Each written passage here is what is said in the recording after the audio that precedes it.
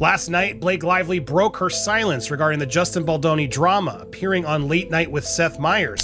And there's actually video footage of her pointing like this. Yeah, now I'm afraid to know too much about star signs, but yeah. It's really hard to watch her now, I can't lie. It is really hard to watch her be this fake person. What I can say without going too into it is that this year has been full of the highest highs and the lowest lows of my life, and I see so many women around afraid to speak, especially right now, afraid to share their experiences, and fear is by design. It's what keeps us silent. She seems to be on this tour that's painting herself as a hero for all women. And it's pretty frustrating how Seth and just Hollywood in general seems to be accepting it. Right out the gate, there's just a level of awkwardness because, yeah, the dress doesn't fit his small chairs. There are certain guests where I'm like, I really should just go back to a suit for tonight. This is a fantastic outfit. Wear your wedding gown look? But you can't believe everything you hear, you know? And, that's what it's feeling like because there's more evidence and stuff that's painting the picture that Blake Lively's not being honest. And also, what are you afraid of? And what did he actually do? Let's talk about the moment the illusion finally cracked. Blake Lively broke her silence in April 2025, not with a press release or a cryptic Instagram caption, but with a full-blown, white gown-wearing, ice-obsessed appearance on Late Night with Seth Meyers. And let's just say, it did not go as planned. From the second she walked in, something felt off. She arrived in a massive white gown that looked like it was designed for a royal wedding, not a late-night interview. It was so big, she literally couldn't sit comfortably. The dress swallowed the chair whole. This wasn't fashion, it was symbolism. White for innocence. Sure. But also a subtle reminder. This is a woman who still believes she can control the narrative with costume changes and couture. In fact, the sheer volume of fabric screamed more than just "I'm pure." It screamed "I'm untouchable." Like she thought if she wore enough tulle and silk, no one would dare ask the hard questions. And for a moment, it almost worked. The audience oohed and awed at the gown. Paparazzi zoomed in on every ruffle. Fashion blogs immediately started dissecting the look down to the last sequin. But behind the spectacle, there was an unmistakable awkwardness. Seth Meyers tried to joke about it, saying something like, "Should I get you a bigger chair?" But even his attempt at humor felt strained, like he knew what we all did. This wasn't just a wardrobe malfunction. It was a metaphor. And of course, she spoke to Seth Meyers beforehand on how they could, they had to mention something about everything that's been going on. And she said on his show that she couldn't talk that much about it. But I also acknowledge that many people don't have the opportunity to speak. So I do feel fortunate that I've been able to. I don't know what to say. I feel like right now, the people that are most upset with Blake Lively, Ryan Reynolds and Blake Lively, they're everywhere. We cannot open any website with any entertainment news without seeing them. Wearing something different in every photo, in every occasion, and posing in front of the paparazzi, signing autographs, smiling, being happy and feeling popular. It's exhausting. So this is what they're trying to do right now. And of course, she arrived in style in a white gown or dress. White is the color of innocence. I don't think that was a coincidence. I don't think anything with Blake Lively right now is a coincidence. They're trying to overwhelm us with appearances. So all that negativity that they received will be pushed down in Google and on social media, because now it's all about them looking pretty, looking in love. And then mid-show, she changed again. Yep, another outfit, another look, another carefully curated image. This time, it was something sleeker, more modern, less bridal, more editorial shoot. But no matter how many times she swapped dresses, one thing stayed the same: the silence around the real story. Because beneath all that fabric, there were legal documents waiting to be released. Texts, emails, evidence. And yet, here she was, performing for us like everything was fine. Right out the gate, Blake set the tone. This year has been full of the highest highs and the lowest lows of my life. Shaky voice? Check. Tearful pause? Check. Media trained delivery? Double check. She was playing the part of the traumatized, misunderstood woman, the kind everyone should feel sorry for. Except there was one tiny detail missing from the performance: the subpoena. Just days before the interview aired, Blake had been legally forced to hand over texts, emails, and behind-the-scenes messages related to the "It Ends With Us" controversy. But you wouldn't know that from watching her on stage. Instead, she gave us a rehearsed monologue about fear, silence, and women being afraid to speak, all while dodging every real question. Because here's the irony: she's not the victim. She's the one holding the legal hammer. Her team clearly wanted us to see her as the brave truth teller, standing up in the face of adversity. But the reality was far more complicated. She wasn't just defending herself. She was shaping the story, controlling the optics, and trying to drown out any opposing voices. Every word was chosen carefully. Every glance, every sigh, every slight tremble in her voice. All calculated. Even her posture seemed rehearsed, leaning forward slightly when she wanted to seem vulnerable, sitting straighter when she wanted to project strength. And yet, despite all the effort, something about it rang hollow. Maybe it was the timing. The interview dropped right after she'd been subpoenaed, making her claims of being silenced feel disingenuous. Or maybe it was the contrast between her emotional performance and the cold legal facts looming in the background. Either way, the audience could feel it. Something was off. Because real trauma doesn't come with cue cards. Real pain doesn't follow a script. And real bravery doesn't need a change of outfit halfway through the act. A lot more in the movie. She's carrying the movie, so Blake isn't even in it that much. But yeah.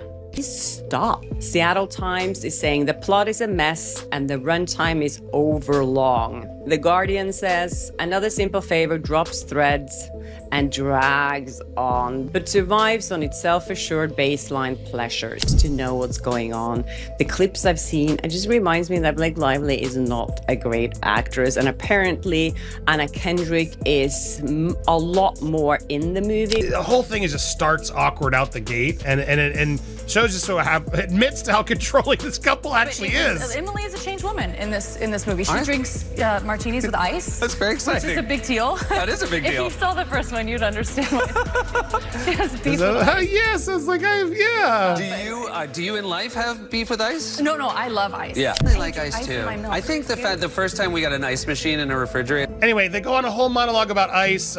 Blake Lively starts quoting and singing from Frozen, and it even quotes our honest trailer. We are making ice. We did that in our honest trailer. I was proud of that song. It is nice though, because they're honestly, I mean, it's no surprise I've had like a pretty intense year, and like they're just my lifeline. Like no matter what day I'm having, I have to be Disneyland every day for them, and so it's. They're my lifeline, and then she turned it. You hear how she did that? It's been she sets it up so it's clearly open for now. Seth can bring it in. They're my lifeline. Oh, they've taken me away. And there's one where you're like, oh, it's so sweet. You can go be with your kids because they don't read all the news and they'll love you. They're unconditional, etc.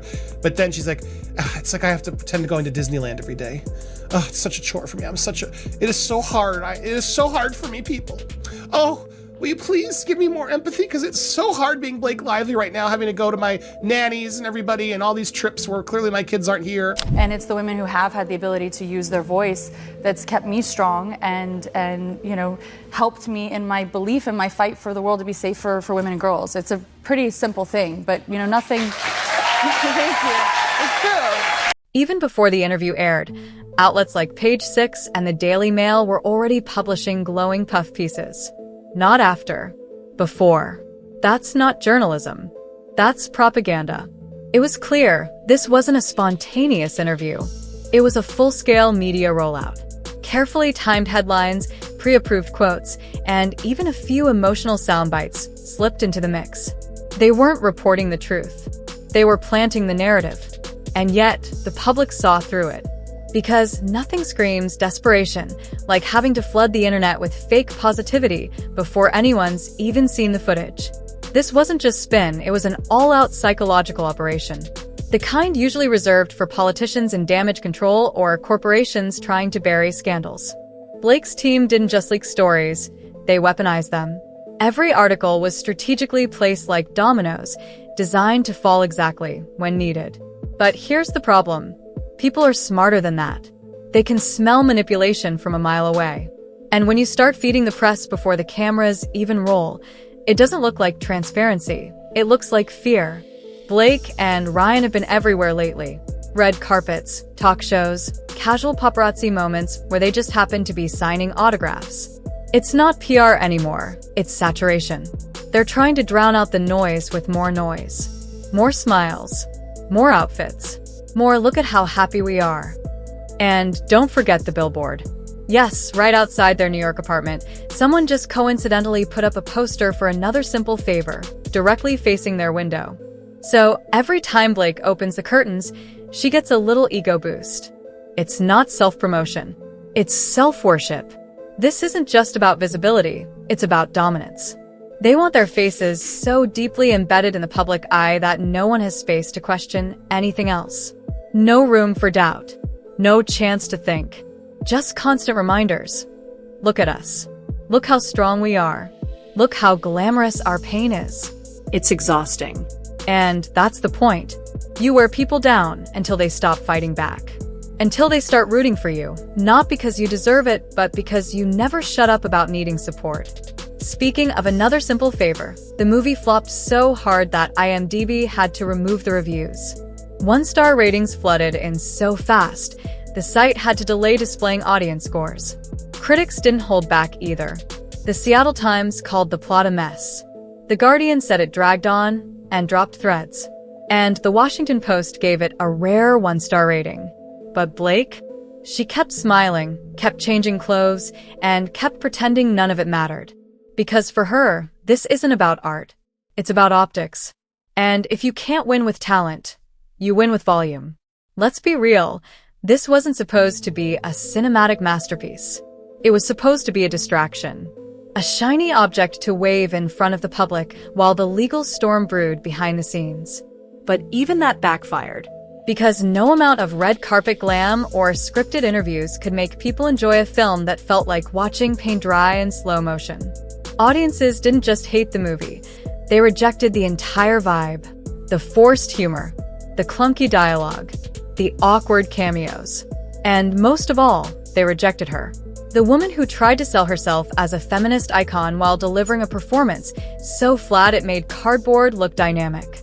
She doubled down anyway. And I think for all, like I said, for all real victims out there, just watching her sitting up there in her little princess dress, talking about victims, by the way. Someone sent me this video today. I had heard about this incident, that it happened, but I hadn't seen any video proof of it yet. But here it actually is. When you think about all these things that she has accused him of, and then she comes on national television to talk about how she's the voice of all these women out there. That's the Seth side of it. From the Blake side, this idea that she's now being silenced, that she's the voice for all women, that infuriates me. The fact that she's now trying to become the poster child for standing up to what? You had all the control in that set. I don't know what to say. I feel like right now, the people that are most upset with Blake Lively are the real victims that have actually survived domestic violence and other forms of abuse, and then they watch her sitting there being their voice. And from these appearances, they were telling me anything. You're not suffering any actual work damages. Working just fine for you. People are still asking for your autograph, showing up at premieres. You're just forcing it down our throat. We're seeing it everywhere. So she, as you know, spoke about her mother and her experience being almost killed by a coworker, that a lot of people now are speculating if that coworker was actually a woman, and Blake never said it was a man. So that might be, which is also one thing that I talked about it before, but I mean, that's kept me strong and helped me in my belief in my fight for the world to be safe for women and girls. It's a pretty simple thing, but nothing. Thank you. It's true. And I think for all, like I said, for all real victims out there, just watching her sitting up there in her little princess dress, talking about victims, by the way. To share their experiences, and fear is by design. It's what keeps us silent. But fear is from you. Everyone is terrified of you and Ryan. They are terrified. More on that in a second, but Smiling through the backlash. Wearing another dress. Doing another interview. Because what choice does she have? To admit failure would mean showing vulnerability. And that's something Blake Lively hasn't done since the first subpoena hit her inbox. Back to the Seth Meyers interview, because this is where things got truly bizarre. For 5 minutes straight, they talked about ice. Yes, literal frozen water. It wasn't a metaphor. It wasn't symbolism. It was just ice. Seth asked if her character in Another Simple Favor had beef with ice. Blake responded by singing a line from Frozen. Then Seth quoted his own honest trailer parody. And somewhere in the middle of all that, Blake pivoted to motherhood like she was auditioning for a PDA commercial. "I have to be Disneyland every day for them," she said. Which sounds heartwarming, if you ignore the fact that she hasn't exactly been home much lately. Between red carpets, talk show appearances, and photo ops strategically timed for maximum algorithmic reach, it's unclear when exactly she's performing that daily magic. She's not Cinderella living under glass slippers. She's a multi-millionaire with a full-time nanny team and a PR machine working overtime to make us feel sorry for her. But the most telling moment came at the end. As she left the stage, Blake leaned in and whispered, "Thank you, thank you, thank you." 5 times. Not once, not twice. 5. It wasn't gratitude. It was relief. Relief that Seth didn't ask the real questions. Relief that she pulled off the act. Relief that no one pressed her on the subpoena or the legal battle still hanging over her head.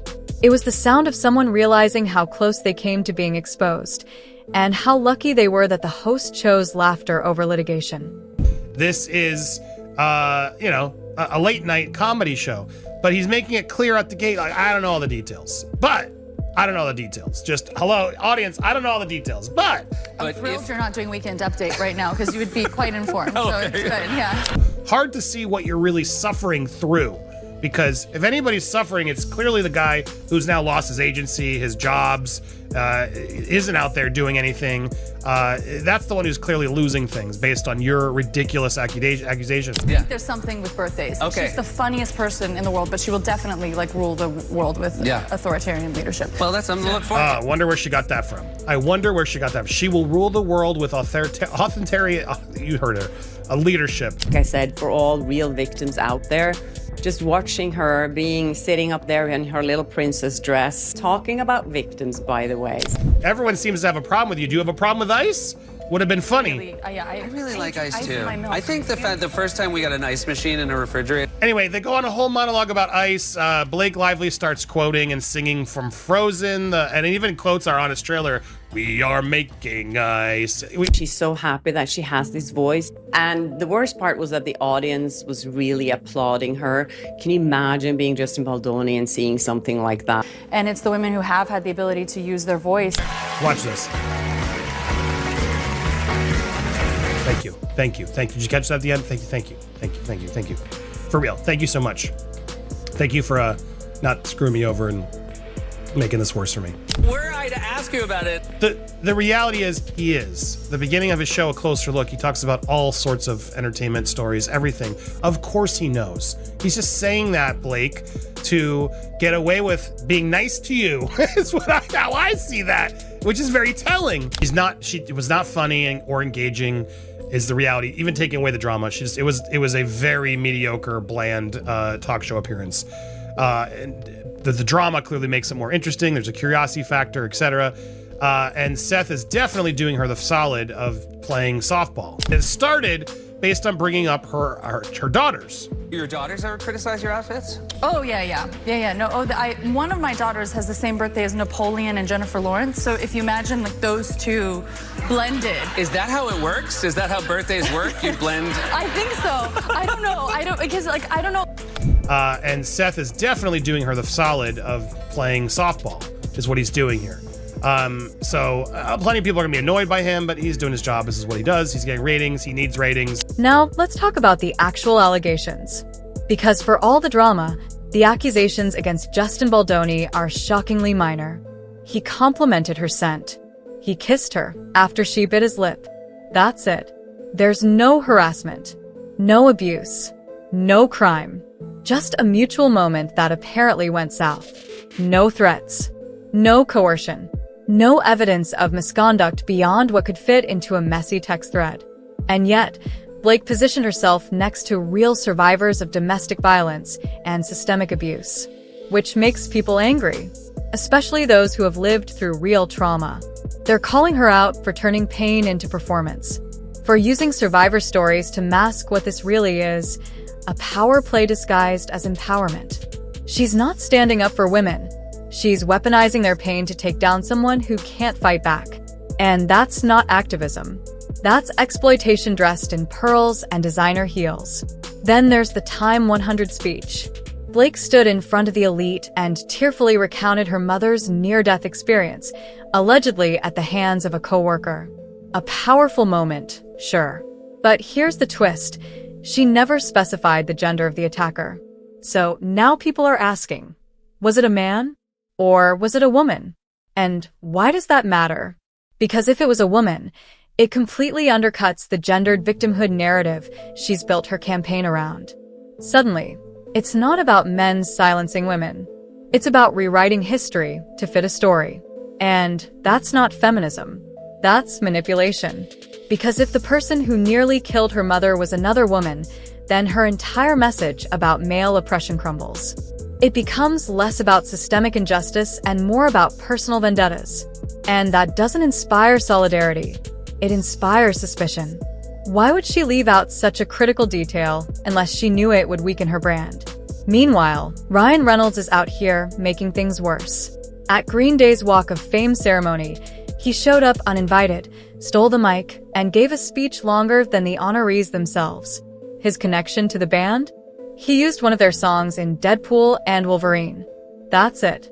Yet he acted like he'd been personally knighted by Billy Joe Armstrong. He even name-dropped Blake during the speech, not because it made sense, but because he needed to remind everyone she was still relevant. And sure, it's funny in a weird way, until you realize he's doing it to shift focus away from Blake's legal nightmare. Because when you're both drowning in bad press, sometimes you just need someone else to make noise. Ryan isn't supporting his wife, he's covering for her. And it shows just how desperate they are to keep the spotlight anywhere but on the lawsuit. But the real danger here isn't the acting or the wardrobe choices. It's the fear Blake and Ryan have created in Hollywood. Journalists are refusing to touch the story, not because they don't care, but because they're terrified of getting sued. Multiple insiders have told entertainment outlets that they're avoiding the topic entirely, knowing that any negative coverage could trigger a flood of legal action. Streaming platforms pulled documentaries that didn't paint Blake in a saintly light. One project was shelved entirely after producers realized they couldn't get access to key figures without approval from Blake's camp. Even late-night hosts like Seth Meyers are walking on eggshells, smiling through softballs like hostages with cue cards. And what about Justin Baldoni? He's disappeared. His agency dropped him. He hasn't been seen in public since. While Blake continues to dominate headlines, he's lost everything. And no one seems to care. That's the real cost of going up against a couple with unlimited resources and zero tolerance for dissent. But the public isn't scared. Hashtags like #BoycottBlake and #AnotherSimpleFailure started trending the second the interview aired. On TikTok, Twitter, Reddit, people roasted her. Not just trolls. Real entertainment columnists. They called her out for overexposure, inauthenticity, and weaponizing motherhood to dodge accountability. And let's not forget the Disney comment. I have to be Disneyland every day for them. Sure, Blake. Because nothing says struggling single mom like jet-setting across the country in /$12,000 gowns. She's not parenting. She's performing parenthood. Like a Hallmark movie where the lead actress forgot to read the part where she actually spends time with her kids. And the audience knows it. They're not buying the act anymore. They see the cracks. They hear the desperation. And they're done playing along. This isn't a comeback. It's a meltdown in designer heels. From awkward ice rants to desperate thank yous, from failed movies to stage speeches, the cracks are showing. And this time, no amount of glam or spin doctoring is going to fix it. Hollywood may still be afraid of Blake and Ryan, but the public? We're not buying it anymore. We're not silenced. We're not impressed. And we're definitely not watching crushed ice interviews wrapped in pageantry. The empire is crumbling. And this time, no one's rushing in with a rescue narrative. Don't forget to hit that subscribe button and drop your thoughts below. This story's far from over, and we're just getting started.